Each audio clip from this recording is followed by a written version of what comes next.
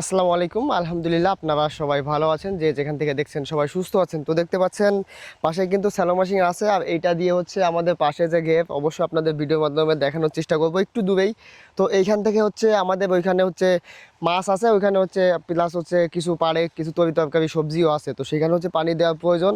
তো আমরা আজকে মূলত পানি দিতে আসছি। তো মেশিনটা আসলে অনেকদিন পড়েছিল, তো আগে স্টার্ট দিয়ে দেখি খুলে আসলে স্টার্ট হয় কি না।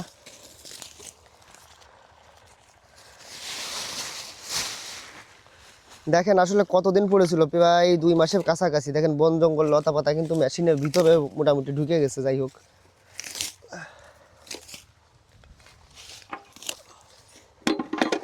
তেল আছে কি?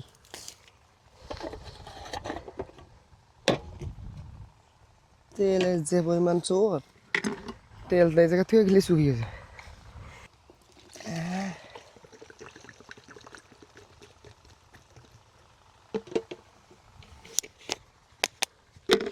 তো দেখি আসলে স্টার্ট দিয়ে স্টার্ট হয় কি না। বিসমিল্লাহ।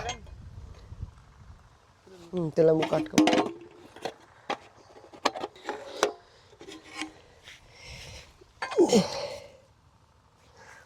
দেখা যাক।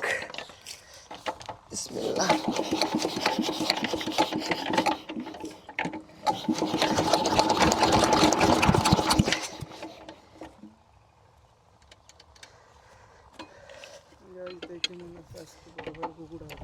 না হবে না।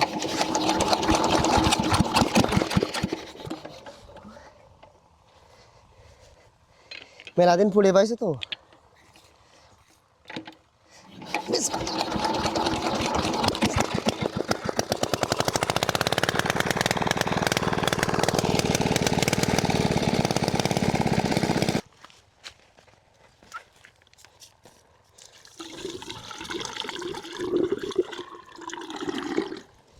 পানি যেভাবে যাচ্ছে মনে হচ্ছে না বেশি পানি লাগবে, অল্প টিপে যাবে।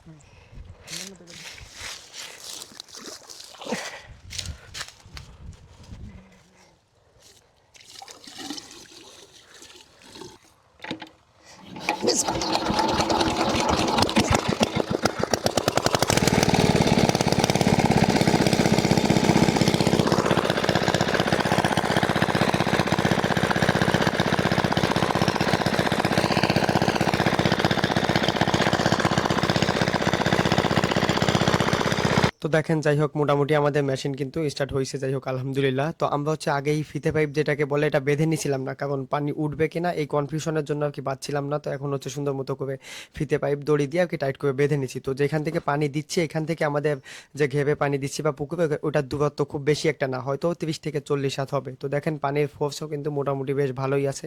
যেহেতু লুজ পানি, এক্ষেত্রে পানির ফোর্স বেশি হওয়া এটাই স্বাভাবিক।